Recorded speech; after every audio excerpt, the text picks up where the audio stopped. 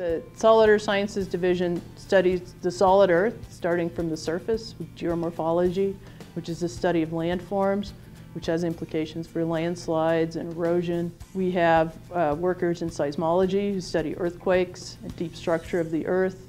We can map faults at depth. We also have researchers who use satellites to study gravity changes on the Earth, which can be related to ice sheets shrinking or growing. With GPS, we can measure whether faults are moving and at what rates, and that can give us an idea of what to expect in the future. Researchers in the Solid Earth Sciences Division are involved with projects all over the world. In my own work, I have projects in New Zealand and in the Himalaya. CIRES scientists have also been on scene to evaluate the impact of recent earthquakes in Haiti, China, and Japan. Closer to home, CIRES scientists are involved with studies in the western U.S., studying the origin and evolution of the Rocky Mountains and the Rio Grande Rift.